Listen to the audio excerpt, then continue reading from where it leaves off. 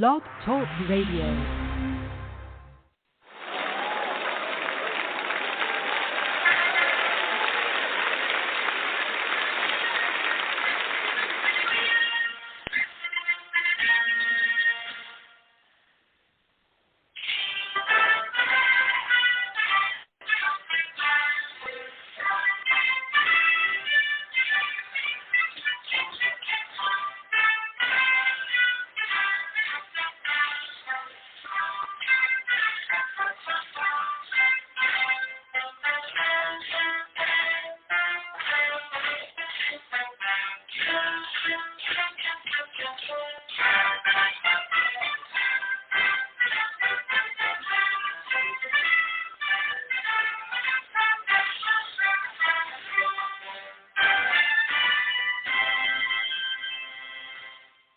Hello, my fellow NASCARians. Welcome to Race Chat Live. We're back. I believe this is our 6th season of Race Chat Live. Glad to be back on the airwaves tonight. Of course, that was the Hail to the Chief. As tonight, we will discuss RCL's State of the NASCAR Union Address. I had this all played out 1,000 times in my head. But it's time for Jim France's farewell tour. Question mark. Race fans, we've had the whole winter to sit back and kind of watch and anticipate how the 2024 race season was going to come about. And, most of us get excited for the next season well before the season even starts. Getting excited for the next season is the start of silly season. And on Race Chat Live, race fans, silly season starts, it starts tonight. And we'll even get to that. We'll even talk about who may be in and who may be out, who may be in their last season, who's up for contracts. We may not get into all of it, but race fans, that's why you've tuned in to Race Chat Live. I don't want to make it the soapbox of 2024, but I definitely want to start tonight examining the fact that maybe the commander-in-chief, the man who spins the wheel, he may need to get a new Rolex watch. If anybody watched the Rolex, of course, they ended the race a minute and a half early. That was on Jim France's watch. Okay. As we lead into Speed Weeks, of course, the Clash coming up this weekend, it is apparent that our commander-in-chief is not about expanding the sport. We, over the last few years, have been decentralized. We've been crammed in this tiny little box. We've lost practice. We've lost qualifying at some racetracks. We've lost live pit crews at some racetracks. Man, it's just been one thing after the other. We went from 3-day race weekends to 2-day race weekends. We've even had some one-day shows. Go back to COVID, we had shows, multiple shows in a week. That's something that was fun, but the reason for that was to make up some races that had been canceled to the previous year. I think through all of that, Jim France did a great job heading the ship. Of course, our former leader, our former commander-in-chief was Brian Snort-Nose France. We can only begin to imagine what all has gone up Brian France's nose, including a lot of the popularity of our great sport that we're here to discuss tonight. Jim has done a great job, but Jim is about like our president of the United States. He's out of touch with what the younger fans are looking for. We are in a crisis in NASCAR our fan base is the average of 55 years old white male. Now, not that there's anything wrong with that. We've got a couple of team members here that are within that age range, and, well, I'm not sure if Jason's actually all white, but that's besides the point. I think he's got a little Indian in him or something. I don't know. But anyway, that's besides the point. The fact of it is we have lost the geographic age of building a new fan base. And that age, of course, to 20, right? 10 to 18, 18 to 25, 10 to 18, right? We have the 35-year-olds. We've got the 45-year-olds. We've got the 55-year-olds. It's some in those bases. Well, when you have a gentleman that's, of higher age, probably somewhere in his 70s, Jim France is not capable of thinking about what the young next generation of fans needs to make the sport back to its glory days. I believe that there is a man for that job, and he's a Kennedy. And I'm going to set forth right now before I bring on my co-host to maybe argue the point, maybe further the point. We have slimmed down this year for the time being. It's going to be me and Taz heading the ship. And let me tell you something. If you call me captain, you better call him captain too, because we are going to be stuck like a glue this year, if I can reference a Sugarland song. Isn't that who it is, Sugarland? Okay, all right. So at least I got the Sugarland correct. But it is time to pass the reign to Ben Kennedy. Ben Kennedy for president of NASCAR. Now I bring on my co-host, my partner in crime, my buddy, the Tasmanian Devil, Taz Taylor. Come on aboard there, brother. Oh, boy, Chris, you want to start firing things up already, don't you? Well, I've had all winter to think about it, Taz, and I believe I told you back probably a month ago that this is the direction that we were going to go in. Think over a month that I would have the perfect little script. And I think I held to the script about as well as I needed to without getting into I could read off of a platform here like our current president does, but then that wouldn't be bringing in the press and the opinions that matter. That is your opinion, Taz Taylor. So I threw the script away, and I want to bring you on board because I believe that this is a common that we feel, right? Taz Taylor, Jim did his job. He kept the boat afloat during the rough times, right? During the bad weather, okay? The COVID, the restricted schedule, the Bubba Wallace incident, which we can all have our opinion on that. Filling tracks bringing tracks back, right? Bringing some of the old school flavor back to NASCAR. Jim did his job. It's not that Jim hasn't done a good job. It's just time to move to the next guy. We need somebody younger. We need somebody that's willing to put it out there that this is the way business works now. Yes, what's your opinion? I feel I'm going to make a non-NASCAR reference here. We're going to use the Syracuse Orange basketball program, for instance. Jim Davis, one of the best basketball coaches, not only in college basketball, but also in USA basketball, too. He's right up there with Coach K from Duke University.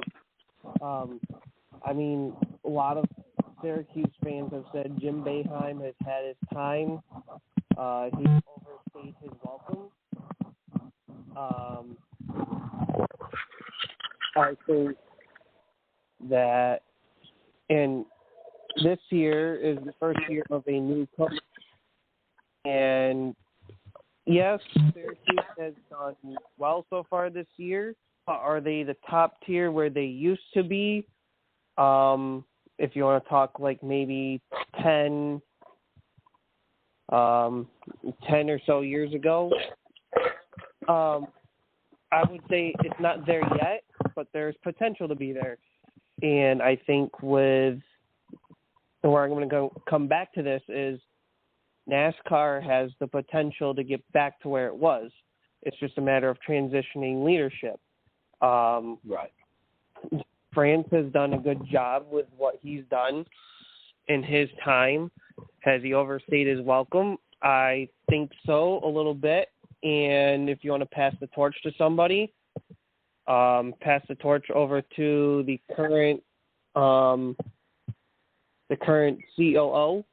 I can't think of his name off the top of my head. That would be one candidate there. If you want to bring Ben Kennedy along for the ride and do COOs, then have at it. Right. I do think that's the direction NASCAR needs to go. If that leadership transition does happen, say within the next year or God only knows, maybe 5 years, whatever this time frame is, I don't expect NASCAR to be swinging the fences immediately, as I've mentioned earlier with my reference with Syracuse basketball. The path of good success is there. It's just going to take some time. I mean, they've hit the LA Coliseum, for one. They've hit the rebirth of North Wilkesboro. They've brought back IRP onto the schedule for the lower series. They've brought back, I think it was the Milwaukee Mile, Chris, series. Right. So Nashville Speedway. And ARCA, I think, is hitting up Rockingham. So there's potential. It's coming back slowly. Do I think some of these places could hold a points-paying Cup Series event? North Wilkesboro, definitely.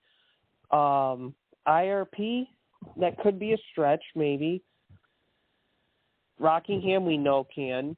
But, of course, that depends on what kind of seating arrangements they currently have in plan. What's the Cup Series agenda in terms of how many fans do you need in the stands, or how many are you expecting? Can this place hold that many fans, you know?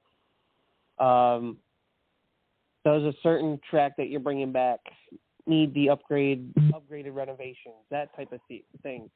So there's a lot of business questions involved, and it is not just on NASCAR side, it's also on the track side. So I do think, in a sense, NASCAR is listening. It's just a matter of they need the time and the right adjustments to make it work. They can't just jump the gun on it as soon as us fans open our mouths and say something. Unfortunately, that's just how the industry and the business works. Yeah, Taylor, let's get into Speed Weeks, right? When you and I were growing up, and you're considerable years behind me, still in the ripe ages of 20-something, right? How old are you, Taz? 27. 27 years old. I'm 43. Both of us growing up, we had one thing that would delight us at this time of year, and that was a thing called Speed Weeks. And it didn't consist of them racing, dirt track racing down in the Florida Keys. What it consisted of was 2 weeks of Daytona. And, we would start with... a week every day. Do I know? Or one whole week every day. You started Sunday and you ended the Speed Week on Daytona 500. Right. So, you would have qualifying a week beforehand. On that previous Saturday, you would have the Busch Clash, where you brought in your pole sitters and I believe past winners, and they had to race at the big track. Of course, we've had stuff like Battle of the Bay during Speed Weeks. It was basically a week-long affair that really got things fired up. Of course, somewhere, I think on Monday, you would have media day, right? So, or either maybe Friday beforehand, you have media day, and it would take all weekend for that kind of stuff to leak out. Now they do media day, 2 weeks in advance. Now we're going to the Clash this week. It's going to be 2 more weeks before we head to Daytona. We'll take a week off for the Super Bowl. A lot of people say that this Super Bowl, and the NFL expanding their schedule, really had a negative effect on the NASCAR schedule, but I don't see that as necessarily the truth, Taz Taylor. I believe that they can coexist together, and I believe that you could use one platform to help promote the other, right? I mean, nothing cooler than watching the Super Bowl, right, on Fox and knowing that the Daytona 500 is next week, right? I mean, it's almost like, hey, you think this Super Bowl is fun on this Sunday, wait until next. There's definitely a marketing deposit there. I know that we used to qualify on Sunday, and now I think we're going to qualify on Tuesday, and that's perfectly fine. But why didn't we come out and qualify on Sunday morning? It's these little things that lead up to make the season for NASCAR. We're kind of just starting out like spring training baseball, Jim France. You know, this is supposed to be the Super Bowl of racing. We are supposed to have a 2-week build-up of the coolest thing in the whole world, and that's race cars on a racetrack, 2.5-mile racetrack going at the upward speeds of 200 miles an hour, where we'll get to see ARCA cars, where we'll get to see Truck Series cars, where we'll get to see the Xfinity Series. Oh, are they still the Xfinity Series? The CW Series. I'm not sure what the hell they're going to be called next. And then, of course, the Cup cars on Sunday. We are not getting that type of build-up. Now, let me tell you something. If you're a dirt track fan, and I know I'm sitting across the table from a dirt track fan yourself, Taz Taylor, we've been keeping up. You know what? Racing has not stopped, right? The entire off season, I believe I've been, except for maybe a couple of weeks here and there, I've literally been able to watch a race almost every weekend on Flow Racing. So that does into new times. We didn't have that back in the old day, but still, if we're fanatics, right? We're fanatics. That's why we're doing a freaking Tuesday night talking about racing, because we're fanatics, right? We are crazy about our sport. We're not like everybody else. The NFL game this past weekend, I believe it was the 49ers and Lions, tested 49 million people watching that game. 49 million people. Taz Taylor, do you know how many NASCAR races it takes for us to get to 49 million total viewerships? Half the damn season. If you take away the Daytona 500, probably the Coke 600, then it takes about probably, I would probably say about 6-7 weeks probably. So our main objective and goal for this point in time being that game itself had 49 million people watch it. We have got to basically insert ourselves back into the NFL so that we can get some kind of follow-through, a leak over.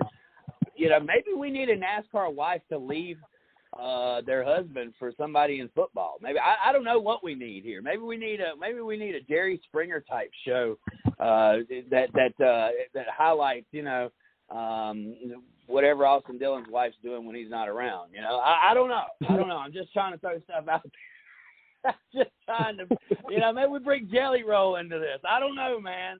You know, get Bunny all fired up or something over a football player. I don't know what we got to do here, but I know for a fact that we've got to somehow tap into the 49 million people that are watching a football game.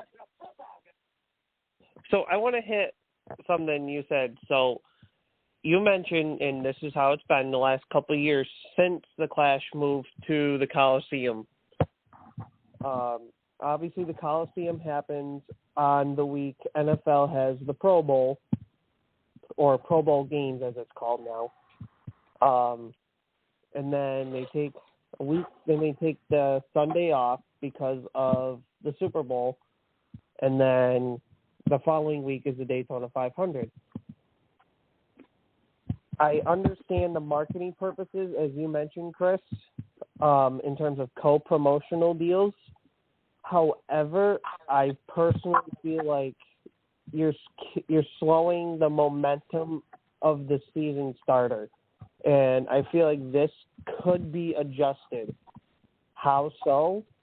Saturday, you don't have any Super Bowl nonsense to worry about.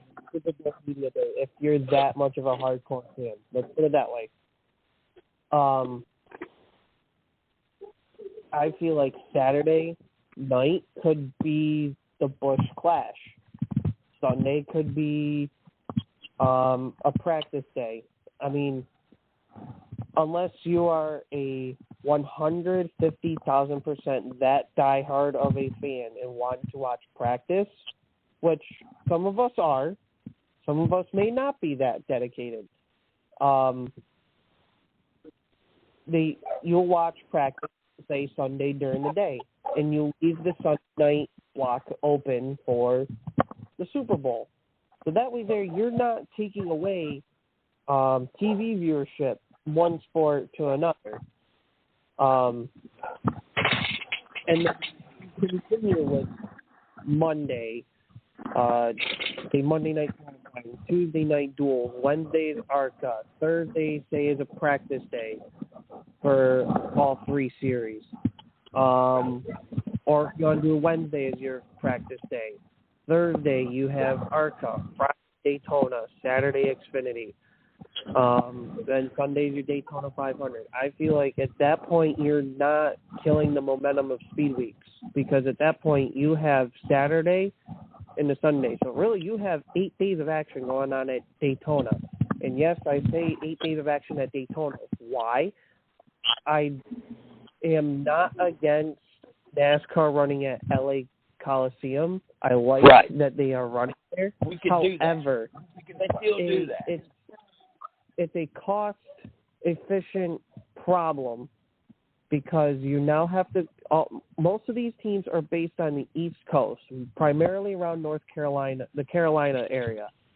You're basically telling them, go out to LA, come back to your home base so you can go to Florida for the next week, and then you have to go back out west for the West Coast swing. That makes no sense. I would obviously see LA Coliseum as a non-points race. And, Chris, I think you might know where I'm going with this, and make that the all-star race instead. Because I feel like the LA Coliseum Busch Clash, there's no meaning to it, I guess you can say. Right. But you can throw in some heated tempers and put some drama into it and make it a good short track race if you make it the all-star event, because everyone wants that big payday. Everyone wants that big cash money. And where am I going with the Busch Clash? You may think, go back to the Daytona Road Course or go back to the Daytona Oval. No. We're going back a little further. We're going to do the old modified tour and late model tour, UNOH Battle of the Beach short track on the Daytona backstrip. Yes. Well, we got to find out who Bubba Wallace was. We found out who Mike Stansky was. We found out Ted Christopher. And of course, Bubba. Did I say Bubba Wallace? How about Kyle Larson was in that race? I mean, the future was in that little race in 2013. And honestly, with the class, with how it's ran with the LA Coliseum, where everybody has a chance to get in, I like it that way. Because at that point, because it's kind of a dud in a sense that you're with the Clash of how it used to be, it basically was your 16 playoff drivers and then your pole winners. And at that point, it's just like, why am I watching a race of 20 cars? I would rather watch 40 drivers try to make a 20-car field. Because at that point, you want to see if your favorite driver can get in. You want to root for them, you know?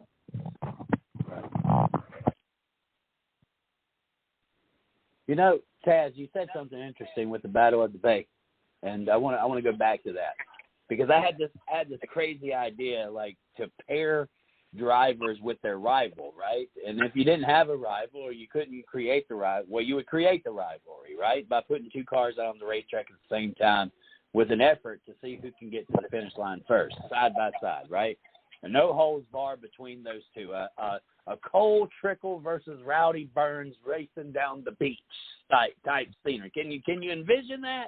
Can we get that envisioned, right? And just bring some kind of character, some kind of personality that brings the excitement to the race fans that isn't traditional racing, right? I mean, you have wrestling, but you got the drama behind it as well, right? The match lasts a total of, 5 minutes, but the build-up is what makes it amazing, right? And football today, Colin Cowherd broke down exactly how much TV time Taylor Swift has gotten over the last year, right, for NFL. And it basically comes down to like 32 seconds, right? 32 seconds of TV time in a 4-hour program, and people are up in the air because Taylor Swift is being put too much into football, right? But in reality, Taz Taylor, we're only watching 18 minutes of live play between two teams in a 60-minute format that actually takes 2.5 to 3 hours to play. So in that period of time, it's only really 18 minutes of football. But what is it behind the scenes of all that? It's the dramatic build-up. And that is something that just continuously going to each racetrack each week, we depend, even as you and I, as small-time radio hosts, we depend on these drivers not getting along, something happening, rumbles from within a crew, like this crew chief's unhappy with this crew chief in the same garage, or, look, I would do anything to get the old Jeff Gordon versus Jimmy Johnson don't like each other content to spit out here on Race Chat Live. And I think that if NASCAR did a little bit to help build that up, to bring more faces to the races, right, more faces to the race cars, and give these guys the ability to promote their brand, I think that NASCAR would be sitting better. The one terrible thing about baseball that they went into a direction for the last 20 years is they no longer supported their superstars. And the reason why they didn't want to support their superstars anymore is because the superstars that they did promote were all cheaters. They were all shoving steroids up their ass. And then it come in and it backfired against baseball. So now baseball is very, very, very particular about not making a certain player the face of Major League Baseball. But that's what lacks in baseball today. NBA, it's been so much LeBron. Now here comes the European players. We're going to get a completely different dynamic NBA over the next 5 years that we've had in the entire existence of NBA, because NBA has always strived on one specific player moving the treadmill. That's not the case with these European players that have come into NBA. They're not the privileged athletes that we've created in college and whatnot. And, these guys have shoulders with 40-year-olds playing in European leagues, right? I'm talking about Giannis. I'm talking about Lukic. I'm talking about the Joker. I'm talking about the next breed, Joel Embiid, right? These guys are foreign players, but they bring a certain aspect to the NBA now that makes it interesting because they're characters. And, I understand Michael Jordan built the NBA and Kobe brought it, and LeBron has done whatever he's done. But, look, people are kind of tired of that. They want to see individual personality. And NASCAR has such a variety. We have a chance to make 40 different drivers something of a comic book hero or a villain. And I think that NASCAR, over the years, in the vanilla aspect of the boys have at it era, we've not been able to have that. This should have never been boys have at it. It should have been, hey, I'm going to stir the pot. I'm going to be the promoter of the sport. Don King owned both fighters in the ring, right? Not just one, right? Well, that's like Ross Chastain, for example. He got pushed around one too many times, and then he voiced up. He got aggressive on the driving, I feel like Denny Hamlin. Ever since his podcast started, we've started seeing more of him coming out. I feel like if we get more, and Kyle Busch during his Joe Gibbs racing days is that villain type of superstar we need. And ever since he went to Childress, it's like that villain is gone. I mean, yeah, there's Denny Hamlin that people hate and whatnot, but I don't feel like he's getting as much hatred as Kyle Busch did. I feel like Denny Hamlin's hatred is for the wrong reasons. Kyle Busch's hatred was for the right reasons. And I feel like there's been no good transition of who's the villain but doing it right versus the villain but the fans are making that driver the villain for the wrong reasons. Am I a Denny Hamlin fan? No. But am I enjoying what we're seeing out of him since he's launched his podcast? Oh yeah, we're seeing Denny Hamlin's true colors now. And that's what NASCAR needs. Ross Chastain with his on-track drama and some of his post-race interviews. It's bringing attention at that point. The whole Bubba Wallace, Kyle Larson scenario. We started to see Bubba Wallace's true colors shine through that point. But, of course, Bubba Wallace is a reason. villain of the sport for the wrong reason, Taz Taylor. Bubba Wallace is a villain of the sport. Taylor Swift is a villain of football. And a lot of people are going to disagree with me because, know what Bubba did. But look, man, that was 4 years ago, man. Bubba's actually turned the leaf around. He's more of a likable guy, I think, now than he's ever been. You know, he admits that he makes mistakes. That's something that you don't get a lot of times from people. Look, we're missing the villain. The villain is Kyle Larson.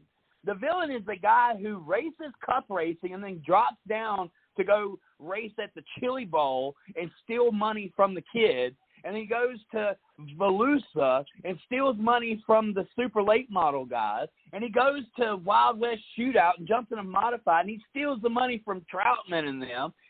Kyle Larson, who doesn't like to be interviewed, who doesn't know how to work on a race car. He's literally the description of, hand me the keys and I'll drive it, but I don't know a damn thing about it. And yet he's your hero. Why is Kyle Larson your hero? He's the perfect villain.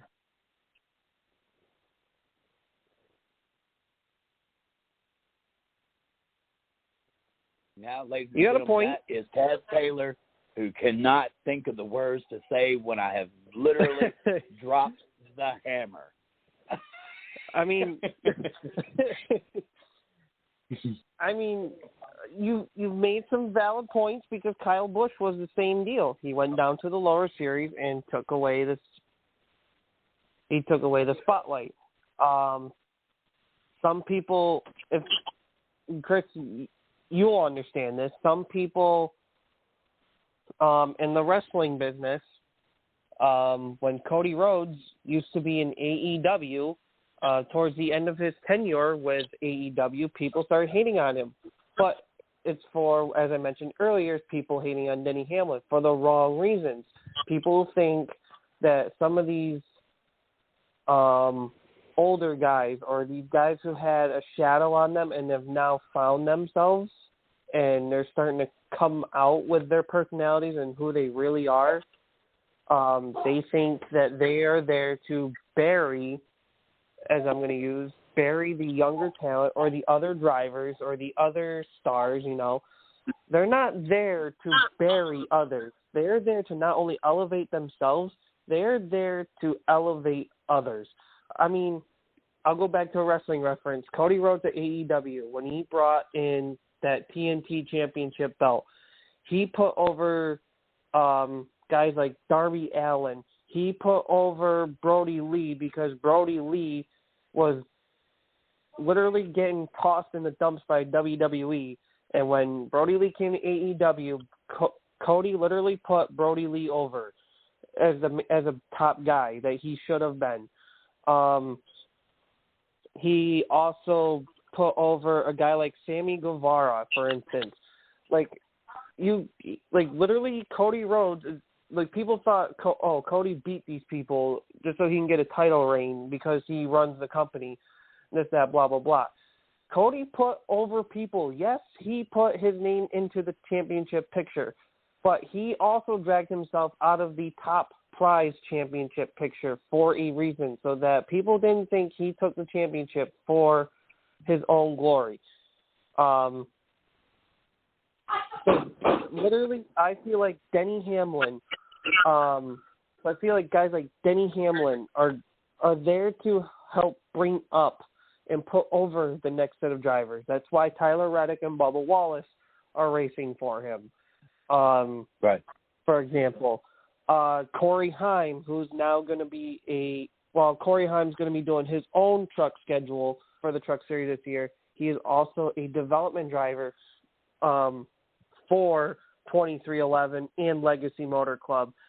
And so I feel like Denny Hamlin is one of those veteran drivers that's trying to not only elevate himself, but also try to help push the younger generation.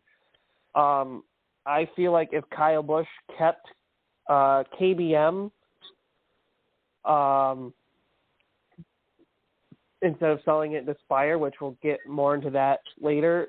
I mean, I know we've covered a good portion of that in 2023 towards the end of the season. Right. But I feel like if Kyle Busch kept KBM but didn't really race all that much, actually 5 races, yeah, but at the same time, I feel like he would need to race a little less. At least with Kyle Busch, he brought in drivers. He brought in your William Byrons. He brought in your Chase Elliott's. He brought in your John Hunter Nemecheks. Actually, he basically redeveloped John Hunter Nemechek. He did. He revived John Hunter Nemechek. John Hunter Nemechek was a hot hand. Then he went up to Front Row Motorsports, had a dismal year, and was basically left to wonder what he was going to do next. And Kyle Busch single-handedly revived his career. Now John Hunter Nemechek is, in a pretty solid ride up with Legacy Motorsports. All give thanks to Kyle Busch, the villain. I mean, like I said, he brought in William Byron, who's won an Xfinity championship. William Byron's now a top Cup Series contender. He brought in Chase Elliott, who is a top contender to run in the front. Obviously, Chase Elliott has won a championship. William Byron, he still has time, so I'm not going to push him, but he's got the caliber and the capabilities to do so. And I think William Byron's I think after this season, William Byron now sees it. Yeah. And to further the point, I believe what you were saying with the Kyle Busch Motorsports, Noah Gregson, another one to name, that's now back in the Cup Series. I do want to jump over Christopher Bell, right? I mean, Kyle Busch helped. Between him and Brad Keselowski, they. If you're a star in NASCAR right now, you come either out of the Brad Keselowski camp or the Kyle Busch camp. And I believe both of those guys rivaled each other for quite some time. Yeah, Brad Keselowski also brought in Chase Briscoe, Austin Cindric. He's starting to elevate Chris Buescher now. Ryan Blaney, Tyler Reddick. Yep, right. Yep. Yes, sir. Yes, sir. So as we are, we're cutting our show back to an hour this year. We want to make sure that our fans stay completely engaged. We're going to try to, cross promote. We say this every year, what we're going to do, and then we wind up just getting shows done. But we're really going to try harder. We've got an hour-long show planned here tonight. Just going to bring the hot topics like we used to. It's a little bit different show when it's just me and one other person, of course, Taz Taylor. It kind of takes us back to the days of me and Craig Moore, and of course, in the beginning, me and Steve Billmeyer. So it's kind of a take back. Of course, we enjoyed Miss Lee Reed last year. She's had some things change in her life that's put her unavailable some nights or most nights as of right now. Of course, Craig Moore, he's always welcome back to the show. Miss Lee's always welcome back to the show. But for the most part, Taz and I are going to carry the show this year, me and him. And so the format's going to be a little bit different. And, we've got a lot to cover. And basically, as they say, a short time to get there. I believe our open discussion was a burner, and I can't wait to kind of sit down and go back and listen to it and get some of those PowerPoints back. But there's a lot of things that have happened since we've closed the door on the last show. And one of those, it just broke like yesterday. The news broke yesterday. Josh Williams is going to be in a colleague race car at the Clash in the 16. Now, Taz, before we even go there, did we not take a step back, colleague racing? I mean, what in the hell are you doing demoting A.J. Allmendinger and promoting Josh Williams? I mean, sure, the mullet guy is funny, and he's a personality, right? But we really just demoted A.J. Allmendinger for the like of Josh Williams? I mean, I understand that there was probably a deal that didn't get done, but still. Go ahead, Taz. I'm going to pause you because how much of this kind of weighed on A.J. Allmendinger, for example? Did A.J. really want to run a full Cup Series schedule, or did he want to run a few less races, and that's why he's in Xfinity, or he's back to Xfinity full time and only doing a Cup limited schedule? Obviously, Josh Williams is running colleague full time in Xfinity this year as well. Or is A.J. Allmendinger trying to be like a Kyle Busch or Brad Keselowski, give guys an opportunity to build the future of colleague racing? Because obviously you have Daniel Hemrick going full time with colleague to replace Justin Haley, who moved over to Rick Ware Racing for God knows whatever reason. But I think that's another. In the end, that was a good move by Justin Haley. I think Justin Haley seen the writing on the wall, because we went from having A.J. Allmendinger and Justin Haley, two proven winners in the NASCAR Cup Series. Give it however he wanted, he did. He's a hell of a restrictor plate racer or speedway racer, Justin Haley is, and A.J. Allmendinger is the best road course racer in the NASCAR side. So you literally traded the mullet guy, who I think that car was originally promised to Ty Dillon, and I'm not sure where that deal fell through. And then I heard Matt Diamondetto was going to go in the car, and then that deal fell through. So I do believe they have a part-time driver for the 16. But, Taz, back to the point, I believe we're seeing the demise before our eyes of colleague racing. I mean, you don't make that big of a step back unless there's trouble abroad, right?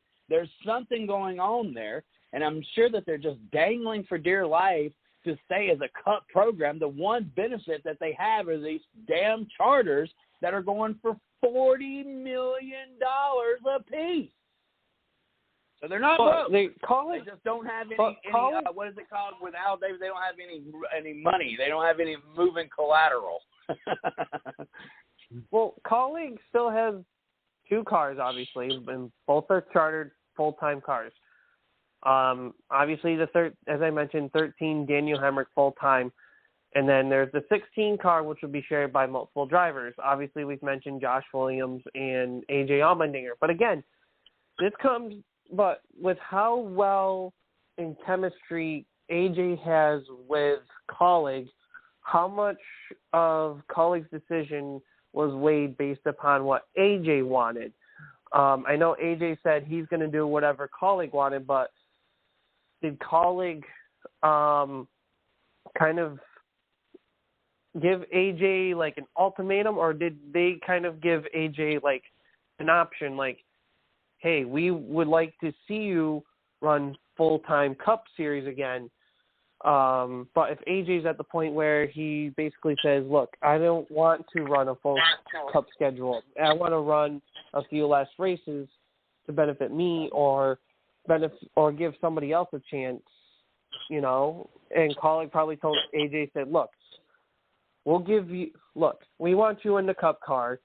We won't give you the full-time Cup Series schedule. So here's what we'll do. We'll give you, say, 15 races in the 16 Cup cars, and then we'll give the rest of the races to somebody else. And I feel like that kind of helps in a way. Because if you look back at it, when Kaulig did that with the 16 car, I think it was 2 years ago, they had the split of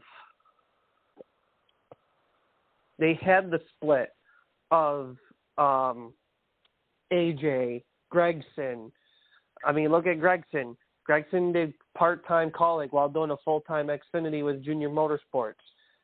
And Gregson got to be a Cup Series driver now.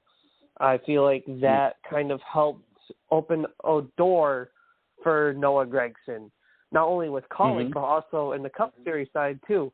So I feel like AJ may be onto something here, like we've mentioned with Kyle Busch and Brad Keselowski and Denny Hamlin, bringing up some of the other drivers who have the potential of having a Cup Series ride, but they don't have the opportunity to. And AJ, while, yeah, he's probably like Kyle Busch. He has some years left, but does AJ want to spend those years putting himself in the spotlight or trying to develop the future of the sport or of Kaulig racing, I should say? Well, I want to end it on this point. I want you to bring our next topic as we're getting close to about 15 minutes before the end of the show. I believe that Kaulig racing over the last 2 years has been more of the Colorado State primetime debacle than anything, right? Colorado State said, hey, here, Dion, here's a check for $20 million. We don't know how we're going to pay you, but we figure you're going to bring enough attention to the program, and we'll be able to write you that check. I think that was the deal that they put in place 2 years ago with Kyle Busch, because remember, rumors were heavy. Kyle Busch is going to join Kaulig racing. We were like, no freaking way. Like, that's no way that's going to happen. But the trajectory that Kaulig racing was headed towards and where Kyle Busch was in his career, we kind of felt like it could have been the Stuart Haas all over again, like a Busch Kaulig racing type deal. Well, that deal quickly fell apart, and it had to have been for one reason: lack of cash, right?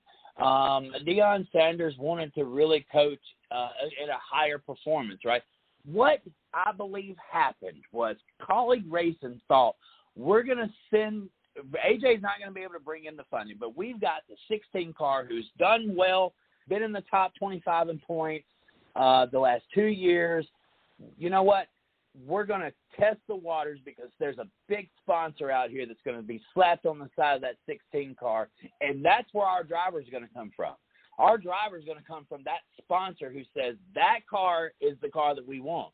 But guess what? In the revolving chairs, in the game of hot potato of NASCAR, of Cup racing, it didn't happen. And they didn't get the sponsor, and they didn't get the driver either. And so they made a big mistake, cash, right? That's what's causing Kaulig to make these big moves, is they know that they have a very short time left in this sport because they can't keep affording to pay for these operations. They can't afford paying the crew that it takes to go there. And it's one thing that we have not seen yet since this charter system is a team go bankrupt mid-season. And let me tell you something, Taz Taylor, there's been a lot of good teams that have just vanished in the middle of the year. I was the last good team that I know, a superstar team that's been relevant in the 2000s period, Robert Yates Racing. They raced the first 5 races, I believe, of the 2005 or 2006 season with Travis Kvappel, and then they ceased operations. This is going to happen to Kaulig racing. The writing is on the wall. The reason why Kyle Busch did not go to Kaulig racing and he went to Richard Childress was because Richard Childress could fund the program Colleague can't. Colleague is dependent completely on somebody else bringing the money to the table. And that's an unfortunate situation for Colleague Racing. They're going to be in deep trouble. But guess what? Some other hungry owner, Dale Jr., could be in to save the day. Because the one thing that Colleague Racing said is, hey, we built this shit on rock and roll. All right? And what's going to happen here is we're not going to give up and we're not going to sell this program, but we're going to bring in partners that can help us. So, you know, Dale Jr., can you hear me say Dale Jr.? Junior Motorsports. I'm sorry. I had a little silly season moment there. I know it's only the first show of the season, man, but I got to get it out there. Dale Jr., Junior Motorsports, Colleague Racing. I mean, that's what's going to happen here. If not, Colleague's going to cease operations in the middle of the season. They've got to find a partner. This team may not be for sale, but it's on auction block real soon. We're going to see those cars go across the Barrett-Jackson floor by the time they get to Las Vegas if they don't figure out how to get some funding into that operation. Now, we've got about 9 minutes to go. Qualifying procedures. Look, you can go over that real quick. I do want to hit on the electric car deal. So tell us real quick about the qualifying procedures, because I know, like you, I'm all up in the air about this. This is confusing as mess. It's confusing ass mess. This is a mess. It needs toilet paper. Let's just try to get it out here and figure out how the hell we're going to line these cars up. So from what I understanding, it's basically taking what they did last year but kind of modifying it. Last year they brought in this whole they split a whole 36 car field, or 38, however many cars they have for that weekend's race. They split them into two groups, and then the top 5 qualifiers from each group moved on to what they called the final round of qualifying to set up the starting grid for the top 10 drivers, while the other drivers that did not make the top 5, basically if you qualified 6th or worse in your group, you were placed 11th through 40th based upon your best qualifying time. That's basically what they're doing here again, but this time around, what they're going to do with positions 11 through 40 is going to be different. Basically, what they're doing is previously the cars finished outside the top 5 in the two groups for C11 through 40 based on their fastest qualifying lap, regardless of which group the drivers were in. Beginning this year, with the exception of the Daytona 500, because it has its own unique qualifying procedure, cars that do not advance from Group A will determine the outside row for starting positions 11 through 40, while the remaining cars from Group B will determine the inside row. For super speedways, there will be no groups during qualifying procedures. There will be 2 rounds, with the fastest 10 drivers advancing from the first round and the best time from round 2 taking the pole. So basically, okay. That sounds so much better coming from you. I've heard it explained 15 different ways past. Coming from you makes perfect sense. So if you're in Group A, you're going to qualify on the inside row, 10th from 11th on back. But if you're in Group B, you're going to be on the outside row. That's the even numbers. That'll be 12th on back. So you're not just because you got a faster time.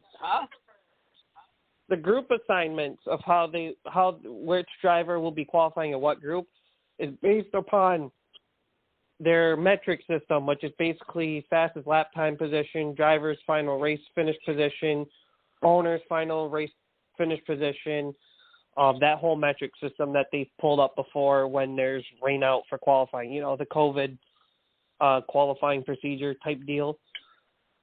Yeah.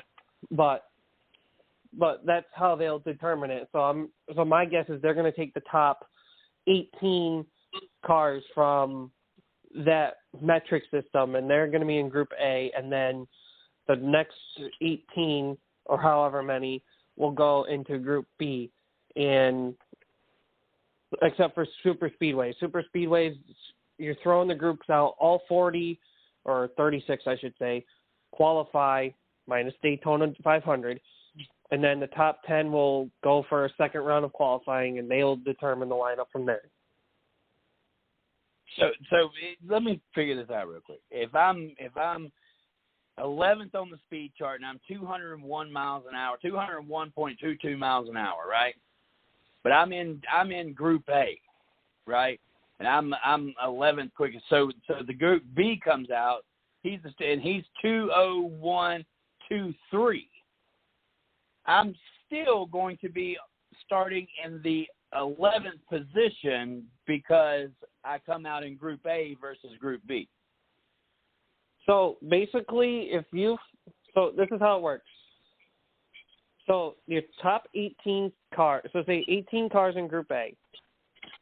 If you are not first, second, third, fourth, or fifth in Group A, you are lining up on the outside row, which means if you're the sixth quickest in Group A, you're starting in 12th, regardless of anything.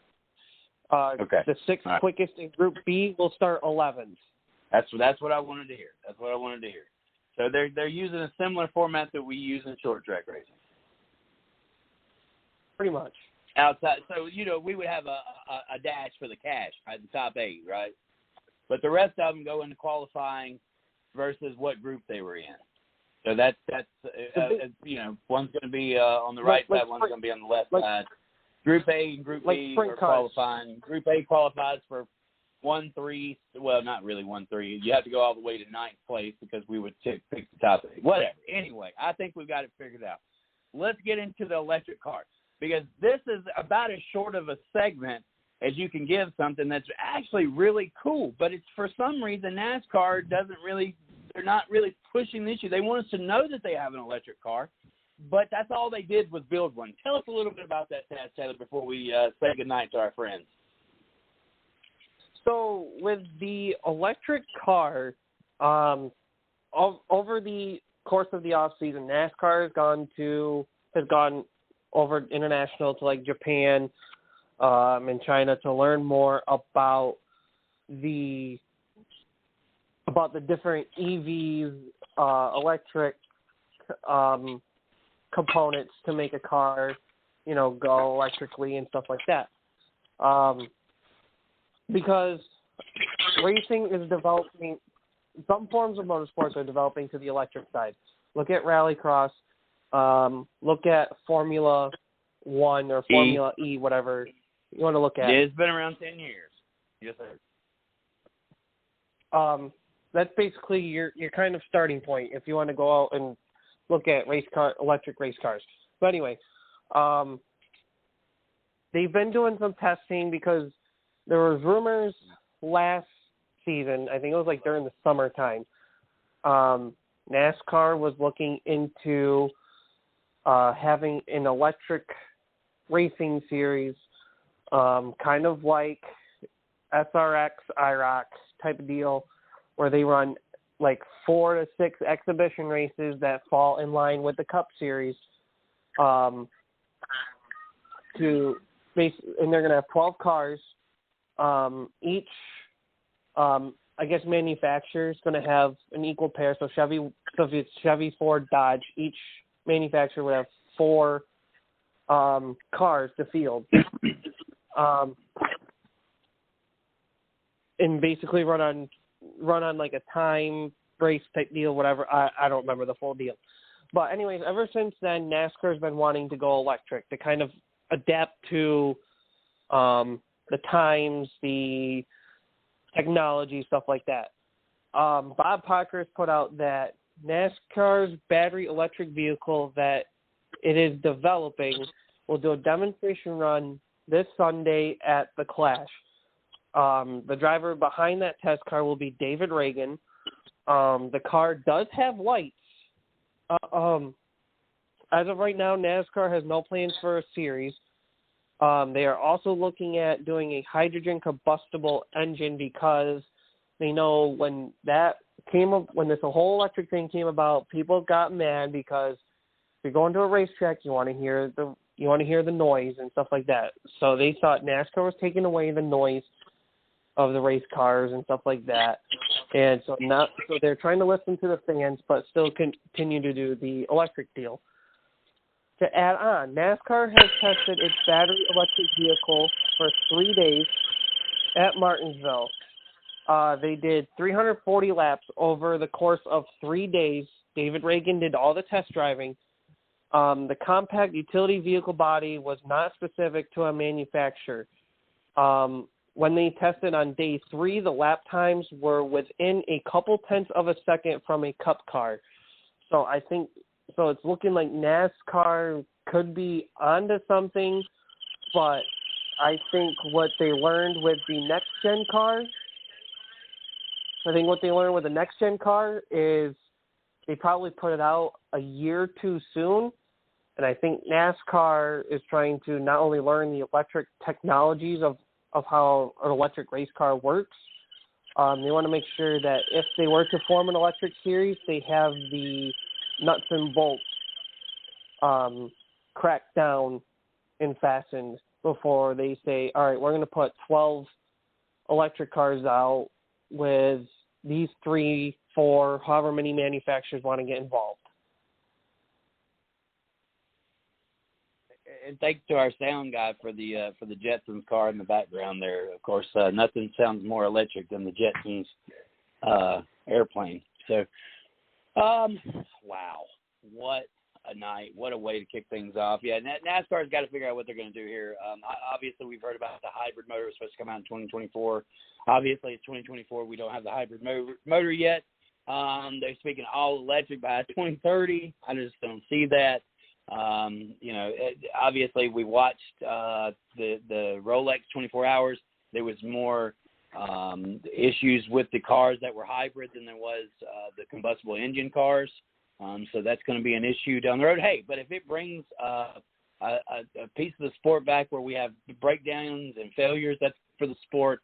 It's one thing I miss about the 2000s model, the Gen 4 car, how that car didn't always last, and the motors blew up, and there was mechanical failures. I miss those days of NASCAR. Everything's so bulletproof and standard. We don't very rarely get those component issue problems. There is one last topic that we're leaving hanging here. Now, you mentioned it just a second ago. I'm glad it was a reminder because farewell to the senior racing tour. The SRX series is now gone forever. Taz Taylor, I know that was probably a heartbreaking moment. I was a big fan of SRX and still a fan, and I would love to see it come back, right? We all had our opinions on how the SRX series was going to make it or break it, and I think we all missed that. I was just as surprised as anybody when the news come out that the SRX series was not going to come back in the 2024 season, based off of the amount of information we had already received, the tracks, the confirmations, drivers. There was no way in hell that we could have ever predicted on our bingo card that SRX was not going to be back for the 2024 race season. Unfortunately, they are DOA. Kaz, what do you think really led to the demise of the SRX series before we go here tonight? I think a lot of it played into I don't think the amount of fan support or the support of the short tracks that wanted to get SRX in, I don't think those were the problems. I think one of the biggest problems they had was you were pulling in from in comparison to the first 2 years to the third year. I think the transition from CBS to ESPN was a big setback. I give props to Tony Stewart for bringing up the original idea of doing Thursday Night Thunder so that you could also open up availability of drivers to run your series more. But I think going from CBS, and I know they tried pushing the CBS deal on Thursday nights, but between CBS between CBS and SRX, they could not work out a deal because of CBS's primetime shows on Thursday nights. So SRX went the ESPN route. And unfortunately, with how ESPN is, it's kind of like it's having ESPN is basically kind of like having the NFL package. Like if you want ESPN, you basically have to pay a little bit more money to have their stuff. Or if you want strictly ESPN coverage, then you need to pay so much money a month or a year to get ESPN streaming. Whereas CBS, that was basic TV cable. Like you could get a basic TV package and you can get CBS. I think that was one of their downfalls on that side of the spectrum. The other side they mentioned was marketing. When it came to marketing, you compare season 1 to seasons 2 and 3. I'm not saying this as a knock on Don Hawk at all. I'm saying it as in where do your eyes peel to when you hear the names Ray Evernham versus Don Hawk? You're going to go to Ray Evernham because he's more of the bigger name, the common name, versus Don Hawk. When people heard of Don Hawk to start, people are like, who is this guy? And then when you look into it, and he used to be with SMI and stuff like that, at that point you go, oh, okay, now we know who he is. But when you hear Ray Evernham, you're like, oh, he used to be a crew chief for Jeff Gordon. He used to work with Hendrick Motorsports. He had his own race team with Dodge in the Cup Series. And brought up Bill Elliott and Elliott Sadler. And we talked about this within our group in the last couple of weeks too. Miss Lee said that Tony Stewart, with him and his wife now trying to expand upon their family and work on having a kid. Now Stewart's running full-time NHRA. I think those little details kind of played a part in Stewart's role of SRX. How much would he be involved? I know Stewart wasn't more on the marketing side of things. He was more of driver recruitment. I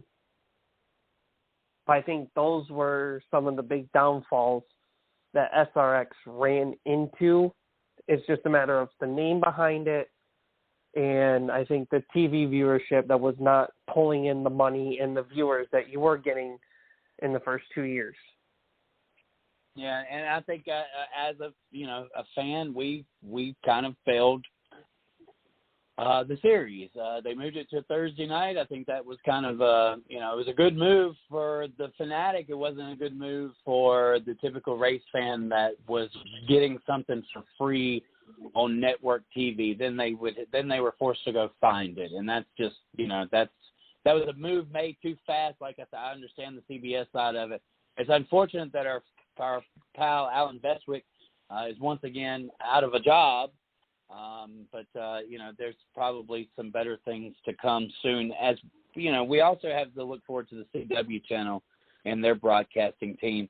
Other notables, if you're a fan of the SiriusXM NASCAR channel, Trading Paint has been excluded off of NASCAR radio, and Lang, the voice of XM radio, the voice of NASCAR radio, has been let go from SiriusXM. So I don't even know what I'm going to do after the race, and I don't have Claire B. Lane to talk me through whatever bridge I'm about to jump off of, as she has done so well over the years.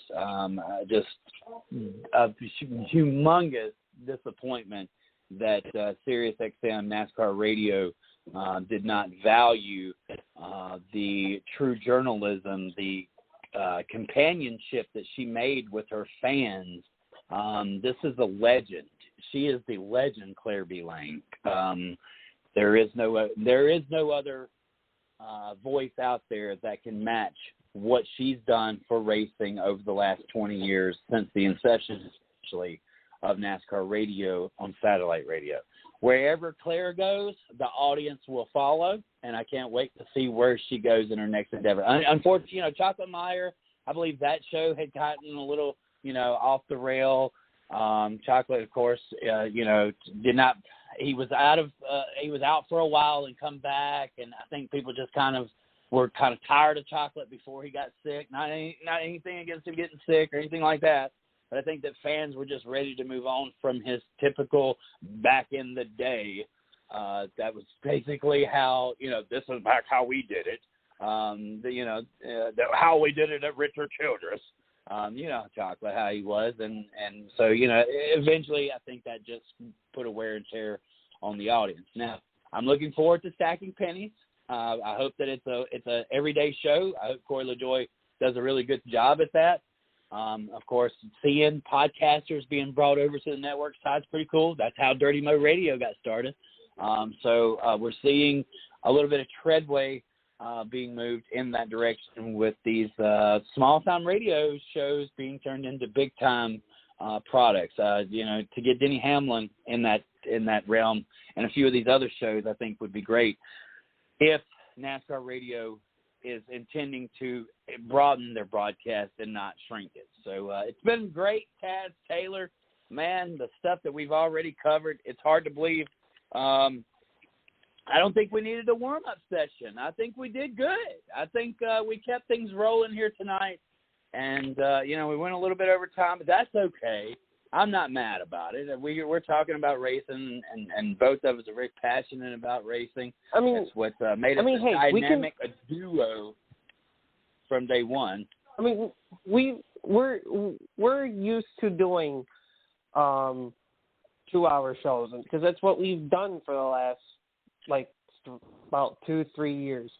I mean, yeah, we've downsized a bit, and there's nothing wrong with that, but we can sit here and say, oh, we're going to do 1-hour shows, but we know for a fact that if we can't cover everything in 1 hour, we still have an extra half hour to cover because we know that if there's things that happen, we have until 10 o'clock to discuss it because we've always ended at 10 o'clock. So. Taz, I booked the show for 180 minutes.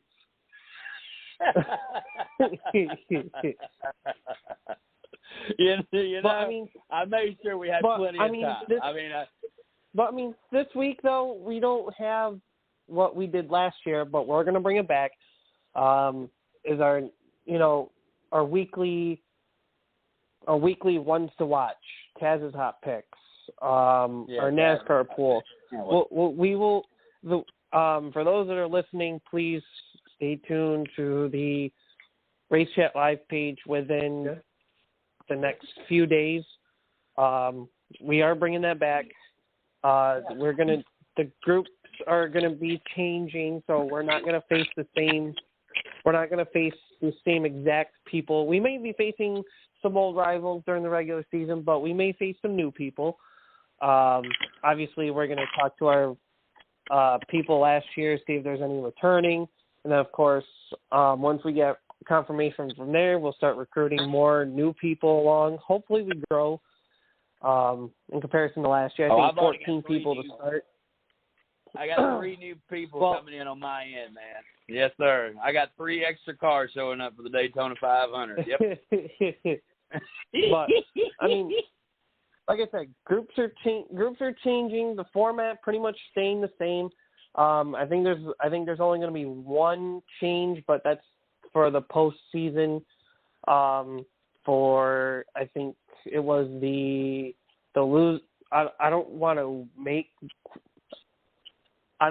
say it this way, and I'm not meaning this in a bad way, but the losers bracket, the consolation bracket, as most fantasy leagues call it. But I think we're going to make one small change to that, but we will get there when the time is there, which will be towards the end of the regular season and beginning of the playoffs. But basically everything will remain the same for the most part. We may be a little bit, but depending on the number of people we have, we may be a bit stricter on the rules in terms of when you can submit picks and stuff like that. I know last year was kind of year one, working the hiccups of a couple things. But I mean, for the first year doing it and the first time doing it, we had very little hiccups, and the hiccups that we did have were something we could easily tweak on the fly, and it literally looked like we made it look like there was no hiccups at all. So we are taking what we learned from last year, and we're going to keep on rolling with it. And we're going to make sure we go from 14, and hopefully we expand on that number and make it better. All right. Sounds good. Chaz, I guess this is our moment where we have you close the show, man. Don't forget to check us out on the podcast networks, man. We're live, but we also have podcasts. What about some of those podcasts you can listen to us on? So you can always listen to us live Tuesday nights, 8:30 p.m. Eastern time. Yes, new time. We push back half an hour. But anyways, we're live Tuesday nights, 8:30 p.m. Eastern. Of course, you can always listen to us on Blog Talk Radio live, or even when we're not live, you can archive some of our shows there. Any other forms of podcasts to find us would be iHeartRadio, Spotify, Apple Podcasts, Google Podcasts. All you got to search is the 110 Nation or Race Chat Live. 9 times out of 10, you'll find us within an instant when you type in those search results. Also go to, I'm probably going to botch this website pretty bad, and if I do, I am sorry, Mr. CJ, if you're listening along, or whenever you're listening to this. The 110 Nation Sports Radio Network.com, I believe it is. You want to get a list of blogging news, whether it's racing related, sports related, links to where you can find us with podcasts, or even our YouTube channel. Go subscribe to that. Everything is basically there. I know the last few months have been quiet for us for good reasons, obviously.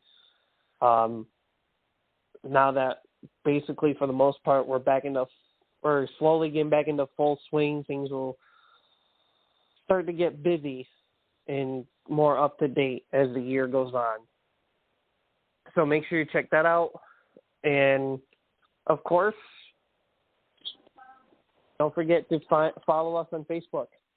We are posting articles. Obviously, when we get our show links, you'll see them come up every week. Facebook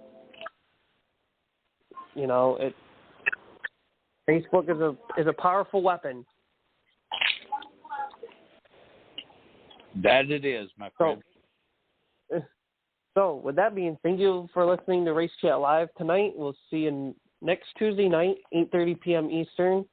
We'll talk about post-LA Clash, pre-Daytona 500, speed weeks, and stuff like that, and get things ready to roll for the 2024 season.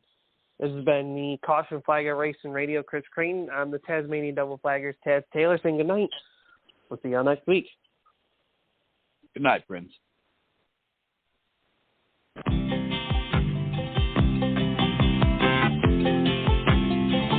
Just a good old boy, never meaning no harm. Beats all you never saw, been in trouble with the law since the day they was born. Straightening the curve, flattening the hills. Someday the mountain might get them, but the law never will. Making their way the only way they know how. That's just a little bit more than the law will allow.